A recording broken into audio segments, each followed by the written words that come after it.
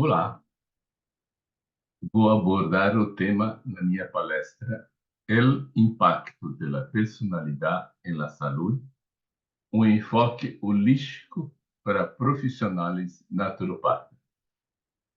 Sou Toshiro Samura, terapeuta, diretor internacional do Instituto Internacional de Terapia Reencarnacionista e professor de curso de Física Quântica e de Terapia Reencarnacionista. Dentro desse tema do impacto da personalidade em la saúde, vou falar sobre a metodologia do Instituto Internacional de Terapia Reencarnacionista, que traz a espiritualidade dentro da terapia, crenças e valores que definem a personalidade, sentimentos que geram comportamentos, mente que aparece na saúde, mente que define a saúde, caso clínico e como melhorar a personalidade através da mudança da nossa mente. Então, primeiro, falando do Instituto Internacional de Terapia Reencarnacionista, é um instituto educacional que dá cursos de terapia reencarnacionista e leva o conceito, o conhecimento, a informação, a metodologia da terapia reencarnacionista para o mundo todo. E dentro da terapia reencarnacionista, né, como eu estava colocando, né, a terapia incorpora a espiritualidade dentro do seu procedimento. Isso faz uma diferença enorme em relação às terapias que não levam, não trazem a espiritualidade, porque nessa nossa terapia buscamos na dimensão superior, na dimensão além do físico, a origem e a causa do problema daquilo que nós estamos tratando. Utilizamos a ferramenta da investigação do inconsciente para identificar traumas do passado que ainda estão reverberando, ainda a pessoa está sintonizada nesses traumas e isso traz grandes influências na sua vida. Também, através da investigação, levantamos, né, o perfil de competência de vidas passadas da pessoa. O que quer dizer isso? Vamos identificar habilidades que a pessoa teve em outras vidas passadas para ajudar nessa vida, e daqui a pouco são habilidades que a pessoa não sabe que tem, mas tem certa facilidade. Isso pode definir o rumo da sua vida. E padrões repetitivos de comportamento, isso é muito importante, porque o padrão repetitivo de comportamento define a personalidade da pessoa.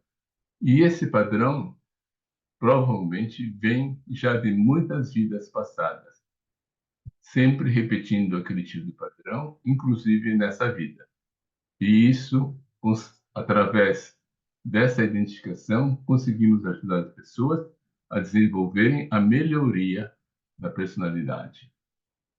E o objetivo maior dessa terapia é ajudar as pessoas a se curarem. Ou seja, ao invés de dar o peixe, né, ajudamos a pessoa a pescar. Essa é a filosofia da forma de trabalho da terapia reencarnacionista. Então, vamos falar sobre crenças, valores que definem a personalidade da pessoa. Deixa eu levar. As nossas crenças e valores geram o que pensamos, também o que sentimos, e isso leva às nossas ações e os nossos comportamentos. Então, a personalidade se forma em função das nossas experiências e do comportamento que temos frente a cada situação. Então, cada vez que nós temos uma certa experiência e temos certo comportamento, nós vamos reforçando a forma da gente ser, a nossa personalidade. De uma pessoa que se angustia facilmente, ela vai elevando o nível energético da angústia e daqui a pouco isso vira uma característica forte da sua personalidade. Então, conforme a nossa personalidade de hoje, atual, a gente reforça as experiências em nosso inconsciente. Então, não só a personalidade que nós temos hoje, mas também a de vidas passadas, foram reforçando as características negativas ou positivas da nossa personalidade dentro do nosso inconsciente, né? E isso o que faz? E quanto maior o nível de energia de determinado comportamento, mais ele aflora e define as características mais fortes da nossa personalidade. Então, como se fala na física quântica, quanto maior a energia, quanto mais energia colocamos em certas situações e naquilo que nós queremos, ela mais tem a probabilidade de se concretizar. Então, em termos de personalidade, ela tem mais probabilidade de aflorar no nosso comportamento no dia a dia. Então, aqui nós estamos vendo o quão importante é aquilo que nós acreditamos, os valores que nós temos, porque em cima disso, nosso comportamento, né, vai aflorar e é exatamente como a personalidade vai estando presente no dia a dia nosso. Também vemos que os sentimentos geram comportamentos. Então, vamos colocar alguns exemplos aqui para a gente entender melhor.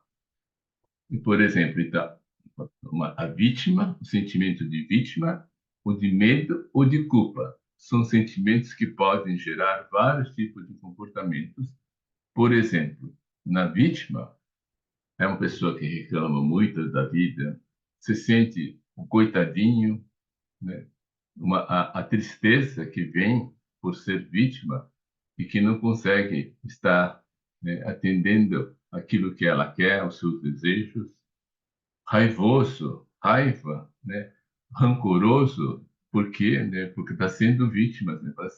Tá sendo maltratado pelas outras pessoas e talvez até acomodado por se sentir vítima, se sentir coitadinho, ela fica naquela situação. Muitas vezes, a gente já ouviu falar de pessoas que ficam doentes e se sentem vítimas, mas eles ficam ficam acomodados nessa situação porque é bem tratado, porque as pessoas dão atenção, né? Então são coisas que acontecem na nossa vida. E o medo, por exemplo, né? Né, uma pessoa que fica inquieta porque a qualquer momento ela pode ser atacada, insegura, né? Ríspido, exatamente para se contrapor e tentar mostrar que não tem medo, por exemplo, agressivo, né? A agressividade tem muito a ver também com esse tipo de comportamento, a gente se proteger, né? Para se proteger em relação às outras agressões, a gente agride desconfiado, fica defensivo, né? Porque a pessoa tem medo e não quer ser agredido, e talvez até controlador, para a gente controlar uma situação, para não aflorar ou não se situar em algum evento onde possa provocar medo na pessoa. A culpa é outro sentimento, né, que gera comportamento de remorsos, de insegurança, de incapacidade. Muitas vezes se sentimos tanta culpa que a gente fica paralisado, fica acuado, muitas vezes isolado, né? Disfarçando muitas vezes que a gente não tem nada, né, com isso, negando a responsabilidade. E a saúde está intrinsecamente ligada com a nossa mente. Então, como a mente, né, influi sobre a saúde? A consciência tem a primazia sobre a matéria e o nosso corpo, conforme o físico indiano, físico quântico indiano Amit Goswami. O que quer dizer isso? Que ele mostra através da ciência que a nossa consciência ela veio antes da matéria. Então, a consciência maior, que envolve todas as consciências desse universo, veio antes da matéria. Então, isso quer dizer que, né, a consciência tem, né, a consciência criou essa matéria e a consciência tem comando sobre a matéria. E aqui embaixo coloquei a consciência colapsa, quer dizer, a consciência concretiza o elétron-onda em partícula. Na física quântica, os cientistas descobriram que o elétron pode ser onda ou partícula, pode ser energia ou partícula. E a consciência é a única entidade, o único elemento que consegue concretizar o elétron onda em elétron, né, elétron partícula. Isso quer dizer o quê? Trazendo para a nossa vida. Que a consciência nossa, né, né, a consciência né, que gera a nossa mente e o nosso cérebro. A consciência que criou a nossa mente e o nosso cérebro. E a nossa mente é quem consegue controlar, comandar esse corpo que nós temos. Então, a saúde do corpo é o reflexo da mente. Então, uma pessoa que tem uma mente, que tem os seus valores, que tem seus, né, as crenças em coisas, né, sempre tem, né, aquelas atitudes, comportamentos positivos. Pessoas otimistas olham, né, as dores que aparecem na nossa vida como oportunidade e não como, né, não como sofrimento. Então, as pessoas que olham de uma forma positiva à nossa vida, né, têm um certo tipo de saúde. E as pessoas que olham pelo lado contrário, as pessoas que reclamam toda hora, as pessoas angustiadas, rancorosas, tristes, arrogantes. Então, cada tipo de pessoa, né, a gente vai vendo que as pessoas que são felizes são mais saudáveis do que aquelas pessoas infelizes, exatamente porque quem comanda a nossa mente, quem comanda o nosso corpo é a nossa mente e, e o ponto de equilíbrio da nossa, né, do ser humano, né, é ter uma saúde plena. Né? Né? Quem tem saúde, né, ele está no estado de equilíbrio. Quem tem doença está no estado de desequilíbrio. Então, acho que dá para a gente começar a ver, né, que mesmo a medicina psicossomática nos coloca sempre, né, que uma pessoa triste que fica sempre manifestando a sua tristeza em qualquer instante, uma hora ela está doente de algum tipo de doença, vai aflorando, somente as pessoas que são pessoas idosas, por que afloram tantas, né, tantas doenças, além, naturalmente, da debilidade maior física, mas as doenças que vão aparecendo são doenças que muitas vezes somatizaram. E gosto de falar que a velhice não pode ser sinônimo de doença, exatamente porque a velhice é um processo natural dessa vida nossa, do ser humano. Assim como a natureza toda tem todos os ciclos e o ser humano também tem o seu ciclo. Então, a velhice não pode ser sinônimo de doença, mas a doença pode vir exatamente pelo tipo de comportamento, pelo tipo da mente, né, pelo tipo de pensamento, das crenças que nós temos. Aqui eu trouxe um caso clínico para mostrar, por exemplo, né, o que aconteceu numa pessoa que eu atendi, né, é, dei o nome de Marta, 69 anos, que era uma assistência social. Ela era uma pessoa super ativa que trabalhava num centro espiritualista como dirigente e também entregava cesta básica para mais de 100 famílias. No Brasil, né, a gente fala muito em cesta básica, porque cesta básica é um kit de alimentos que se coloca dentro de uma caixa normalmente, principalmente para pessoas, né, de menos renda, pessoas, né, para ajudar as pessoas com menos renda, normalmente se cria essas cestas básicas para doação.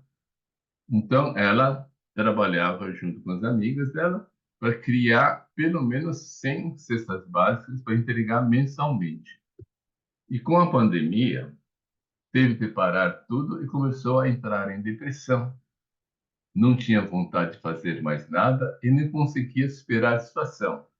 Então, ela sentiu, né, que foi tolhida em todas as atividades que ela fazia, que ela não podia sair de casa. Pela idade, ela era do grupo de risco, né? Então, ficou presa dentro de casa e isso fez com que ela, né, se sentisse totalmente impotente e, por isso, começou a entrar em depressão. Pela análise, né, descobrimos que, quando jovem, foi injustamente acusado de ser lesbiana e devassa pela família por estar namorando escondida. Até o pai, que tanto amava, a rejeitou e foi tirado dela o namorado que tanto amava. Então, por maus entendimentos, né, por maus entendidos no rol da família, a família entendeu que, né, ela, né, não deveria estar namorando namorando naquela idade que ela tinha e que, né, fizeram tudo para desmanchar o namoro. E na pandemia foi tirado o propósito da vida dela.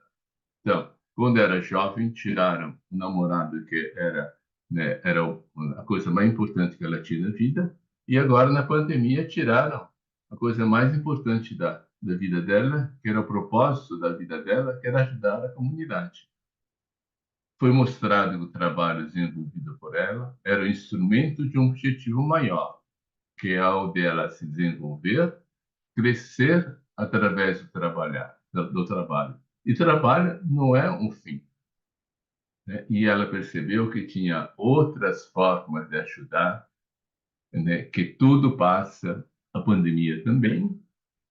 E então começou a, né, procurar outras atividades, onde ela encontrou fazendo bordado, trabalhos manuais e preparando várias peças, né, manuais para quando voltar a pandemia ela poder levar novamente para a comunidade que ela atendia.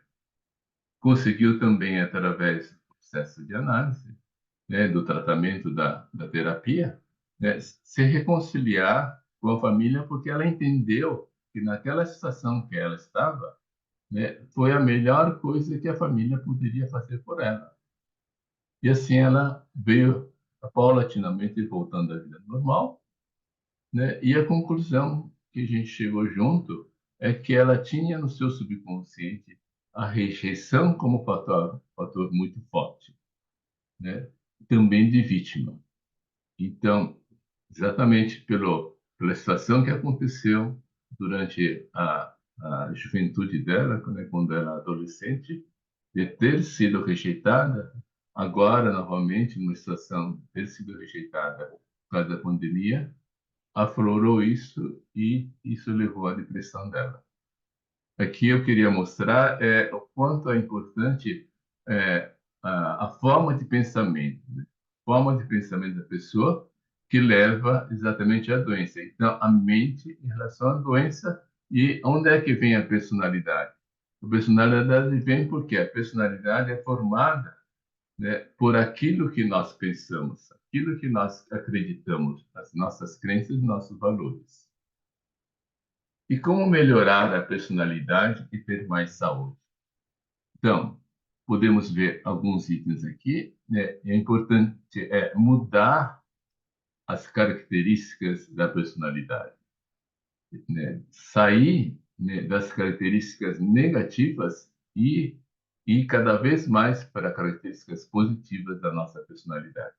E um ponto central é o autoconhecimento. A gente se conhecer exatamente como nós somos. Então, e o que é que, aí onde é que estão essas informações? As informações de como nós somos, né, está, né, armazenado no nosso inconsciente. E através da observação, né, dos padrões repetitivos de comportamento que nós podemos fazer no dia a dia nosso, né, nós começamos a a ver, né, que tipo de características negativas eu tenho, né, na minha personalidade. E como é que a gente observa, né, os padrões nossos de negativos, de repetitivos que nós temos? Principalmente quando, né, o importante é a gente viver o agora, né, e através do dia a dia, a gente começar a observar esse tipo de situação. Então, podemos também, né, através da investigação do inconsciente, fazer regressões a vidas passadas e verificar que tipo de personalidade a gente tinha em outras personagens que nós somos em cada vida passada que nós tivemos. E tomar providências quanto às características negativas é cada vez que aflorar algum tipo de, né, características negativas na minha vida. Por exemplo, quando eu fico com raiva porque alguém começa a falar sobre alguma coisa, né, independentemente da pessoa. Então começamos a ver que não, pá, eu sou uma pessoa raivosa e eu tenho que, né, é, ver, analisar, pensar um pouquinho por que que eu fico com raiva à toa, né, à toa, entre aspas, aí, de que, né, sem nenhuma razão bem fundamentada, eu fico com raiva. Então, eu vou me controlar. Eu vou, mesmo que apareça, né, a negatividade, logo em seguida eu ter a consciência de que apareceu e, ao invés de ficar reclamando cada vez que aparece, da próxima vez eu vou tentar controlar antes de começar a reclamar, né? Antes de começar a ter aquela, né, atitude negativa. Então, isso é tomar providência das características negativas e como, né, trabalhar cada vez mais essa característica negativa. Então, fazendo a nossa reforma interior, atuando no dia a dia, vivendo o agora para perceber as suas manifestações. Então, um ponto aqui super importante é que a gente ouviu falar sempre que é importante é viver o agora. Então, no nosso caso aqui, da mudança da personalidade, a gente vivendo o agora, nós vamos perceber exatamente que tipo de atitudes, que tipo de comportamento eu tenho em cada situação. E a partir da conscientização, eu vou tomar providências para que eu possa, né, para que eu possa ir mudando de pouco em pouco aquela característica negativa. Por exemplo, uma pessoa que se magoa, né? Tem gente que se magoa e fica 1, 2, 3, 5 dias sem falar porque está magoado com a pessoa que magoa, né? Magoa ela. Então, ao invés de ficar 5 dias, vamos começar a perceber que não. Eu fico magoada, e aí? A outra pessoa nem está aí comigo se eu estou magoado, não. E quem está se prejudicando sou eu que estou me prejudicando. Sou eu que estou gerando toxinas no meu corpo, e com isso eu fico, né, cabisbaixo, né, eu fico, né, introspectiva, eu fico isolada, e quem está sofrendo sou eu. Então, para que isso? Então, ao invés de sofrer 5 dias, que tal sofrer só um dia? Daqui a pouco, em vez de um dia, que tal sofrer só uma hora? Daqui a pouco, alguns minutos ou alguns segundos. E dessa forma que nós vamos mudando, né? Fazendo a nossa reforma interior. E aqui coloque, podemos cair em armadilhas, quer dizer, nós podemos manifestar aquela característica negativa, mas o importante, né, mas o importante é a gente poder sair, né, dessa situação. Então, cada vez que a gente acontece, a gente ter a consciência que aconteceu e tomar as providências para que a gente saia daquela frequência baixa, da frequência negativa, para a frequência alta e começar a melhorar, fazer a melhoria no dia a dia. Então, então esse processo é um trabalho contínuo de elevação da vibração. E uma das coisas que as pessoas colocam muito para a gente é de que né, essa forma que eu coloquei, de a gente estar vivendo agora, é muito importante. Também tem outras possibilidades de, né, a gente fazer a meditação. Quando nós fazemos a meditação, abaixamos a nossa, né, né? Tiramos, né, os ruídos, né, ou a mente conturbada em cima de vários tipos de preocupações, de vários tipos de trabalho que nós somos tanto mais, mas quando a gente silencia a nossa mente, nós abaixamos, né, a energia que está dominando a nossa mente das coisas das coisas mundanas, digamos. E quanto mais a gente consegue silenciar a nossa mente, mais começamos a perceber, né, as energias sutis que existem nesse mundo. E dentro dessa energia sutis tem exatamente o nosso inconsciente. E quando fazemos meditações profundas, conseguimos acessar o nosso inconsciente e, através desse acesso, identificarmos aquilo que nós precisamos ir melhorando no dia a dia nosso.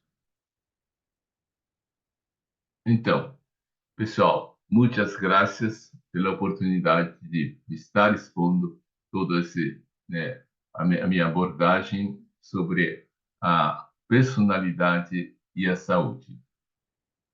E para Sou, então, Toshihiro Asamura. Coloco aqui o site da APORT, que é a Associação Portuguesa de Terapia Holística, aqui de Portugal, né?